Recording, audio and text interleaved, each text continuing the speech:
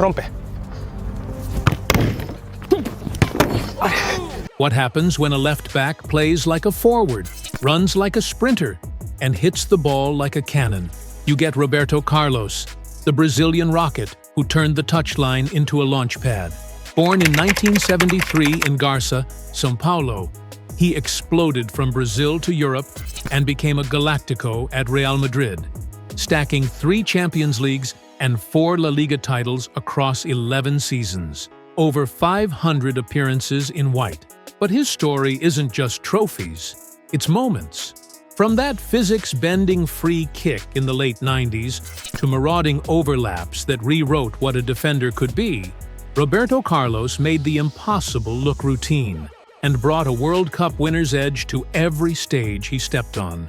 The man behind the thunder?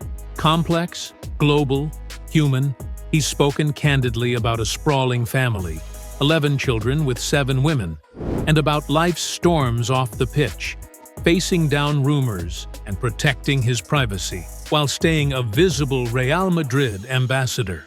This is a legend who keeps moving forward. He's also a voice against the game's darkest corners, calling out racism from his own experience in Spain and Russia, and standing with the next generation as they fight it now. The fight continues. So does his influence. This isn't just a highlight reel, it's the blueprint of a life lived at full speed, from Garça's streets to global icon.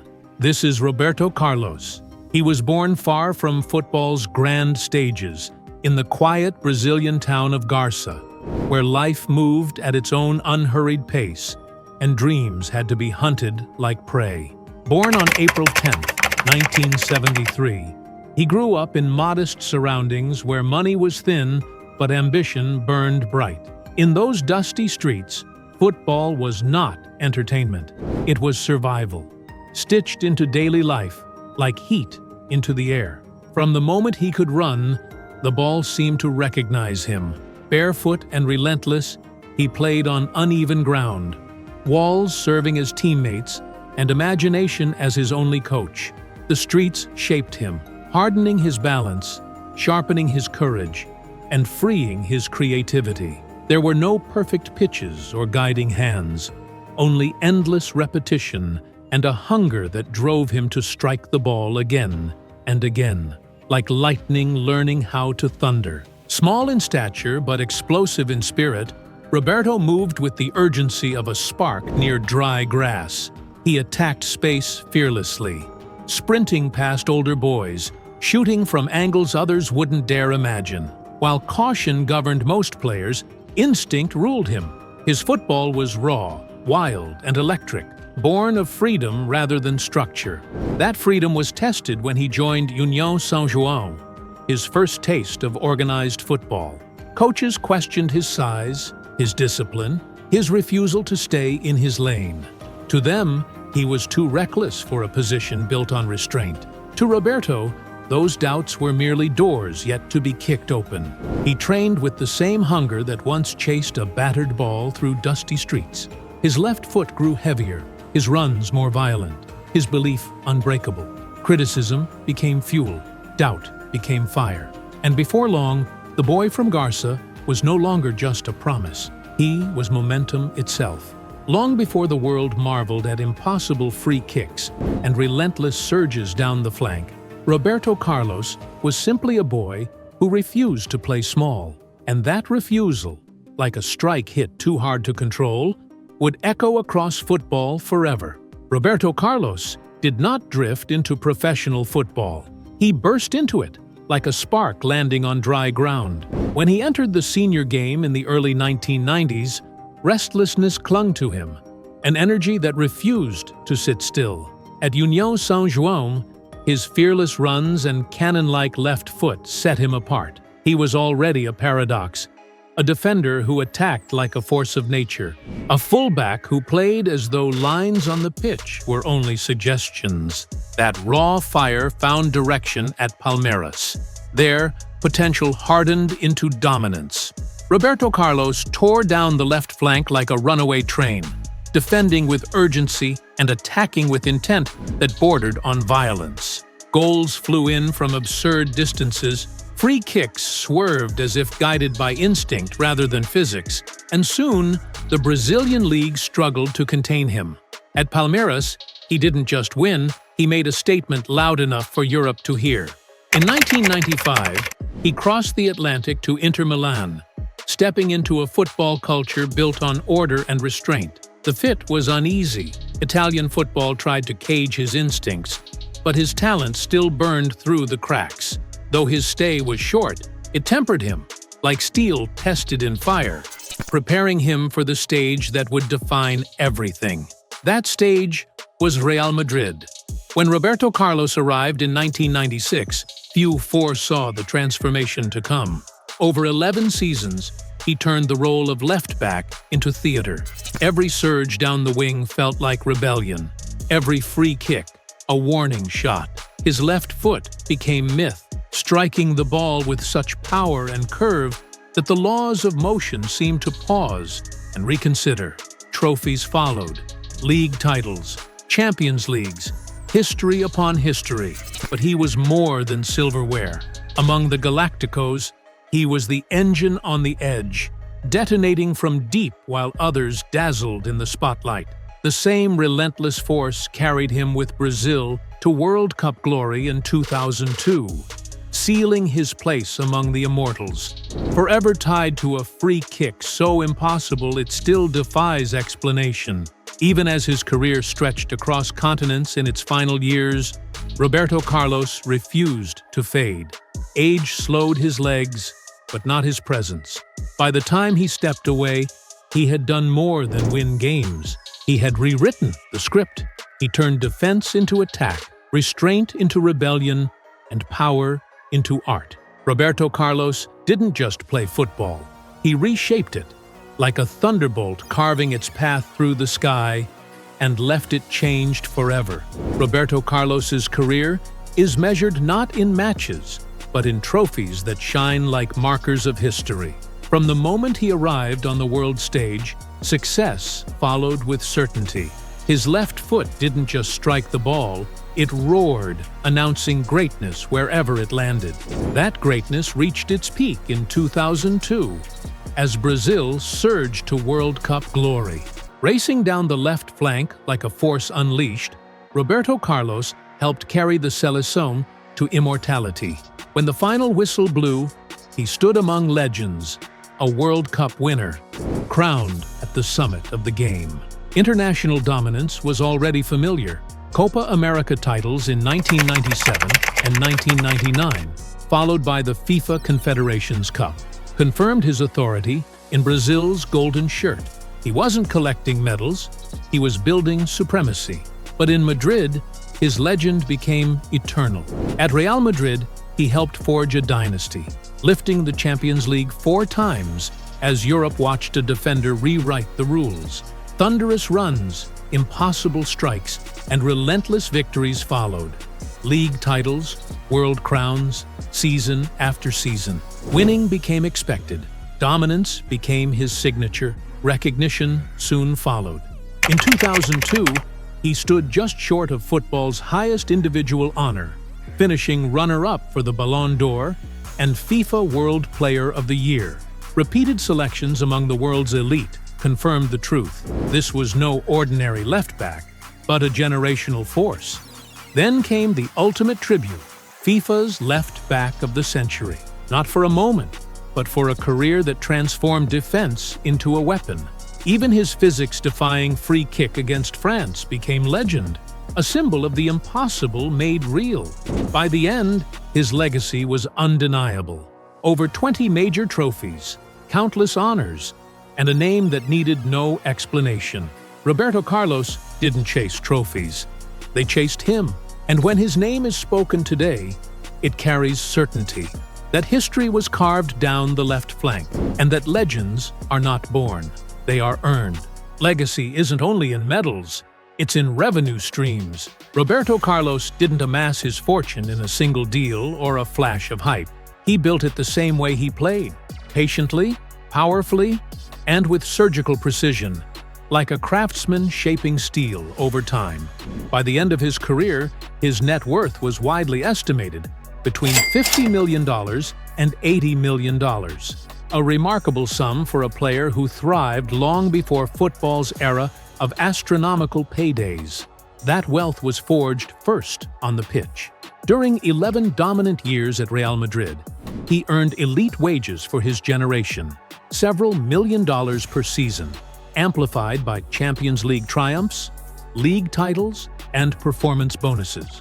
From Spain to Italy, Turkey, Russia, and Brazil, his contracts steadily pushed his career earnings into the tens of millions, consistency compounding like interest. Yet Roberto Carlos knew one truth early: football money fades. Brands endure. At his peak, partnerships with global giants like Nike, Pepsi, and Gillette turned him into a walking billboard of excellence. Later, deals with EA Sports, AirAsia, and BetWinner ensured his income kept flowing long after retirement, his image traveling the world like an echo of his left foot. When the stadium lights dimmed, the business only sharpened. As a global football ambassador, Roberto Carlos continued to earn through Legends matches, promotional tours, and elite appearances, roles capable of generating 6 to 7 figures annually, even after the boots were hung up. Away from the spotlight, he played the long game. Strategic real estate investments in Brazil and Spain, alongside private ventures and advisory roles in football-related businesses, anchored his wealth and allowed it to grow quietly, steadily. Like roots beneath a towering tree, figures may vary depending on the source, but the verdict never changes. Roberto Carlos transformed football greatness into lasting financial power without the advantage of modern billion-dollar contracts. His wealth wasn't loud or reckless. It was earned, guarded, and sustained. In the end, his financial story mirrors his football legacy: explosive when required, disciplined over time, enduring long after the final whistle. Roberto Carlos didn't just bend free kicks, he bent opportunity. And today, his empire stands as proof that true greatness doesn't stop when the game ends. It evolves beyond it, from breaking defenses to breaking speed limits. This is Roberto Carlos off the pitch. Speed was always going to follow the man whose left foot hit like artillery.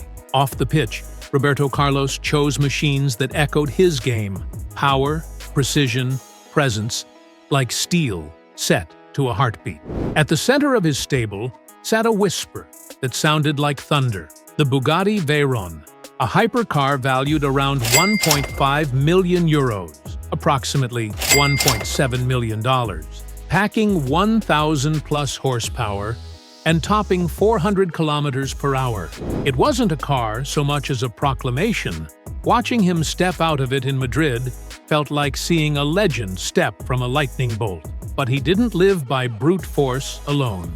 The Ferrari 360 Modena, typically $170,000 to $200,000, brought balance and agility, all Italian finesse. If the Veyron was a hammer, the 360 was a scalpel, cutting lines as clean as a perfectly timed overlap. Beside it, the Ferrari F355, often $90,000 to $130,000 depending on condition, revved like a concert solo, raw, high, and gloriously mechanical, built for purists who want the road to answer back. German discipline rounded out the performance end. The Porsche 911 GT3, around $150,000, all control and intent, felt like Carlos in his prime, precise, relentless, and lethal when it mattered. And when the occasion called for grace over growl, he slid into the Mercedes-Benz SL 500, about $100,000, smooth as dusk after a winning night, the quiet luxury that follows the roar. Roberto Carlos didn't buy to be seen. He chose like he struck, decisively. And when he pressed the accelerator, the world leaned in. Now, let's step inside his homes. For a man who once commanded stadiums with a single sweep of his left foot, home was never destined to be modest. Roberto Carlos didn't collect houses. He built fortresses, places where victory could finally lay its armor down. Each mansion is a milestone, marking distance traveled, battles survived, and permanence claimed. That journey peaks in Madrid, the city where his legend burned brightest. Hidden within one of the capital's most exclusive enclaves, his estate stretches across about 1,500 square meters, wrapped in gates and greenery like a shield. Valued between $6 million and $10 million, it favors authority over flash. Clean lines, vast interiors, and grounds that feel less like a residence and more like a private citadel. Calm, controlled, and immovable, it mirrors the defender he once was. Yet, Madrid was only one anchor. Across the Atlantic, Roberto Carlos returned to Brazil, planting roots where his story began. In Rio de Janeiro, he owns luxury homes in elite neighborhoods where properties often reach $3 million to $6 million and beyond. These are not showpieces, but sanctuaries, sunlit spaces, open balconies, and privacy that slows time to a gentler rhythm, like exhaling after years of roaring crowds. Beyond Rio, his Brazilian holdings quietly multiplied. Together, his real estate portfolio is believed to be worth tens of millions of dollars. Built not on impulse, but intention, each acquisition was measured, allowed to mature in silence, like a long pass played into space, trusted to arrive at the perfect moment. What defines his mansions is not excess, but purpose. Grand, yet disciplined. Luxurious, yet restrained. Homes shaped for family, reflection, and endurance. Not display. They reflect the man himself. Power without noise, success without spectacle. Roberto Carlos didn't build homes to announce his wealth. He built them to protect it. And just as he once ruled the left flank with quiet authority, his mansions stand today, guarded, composed, and enduring, proof that some victories aren't shouted, they are lived. When the roar of football finally faded, Roberto Carlos didn't splurge. He chose. His luxuries were quiet rewards, selected with the same precision he once used to bend a ball beyond reach.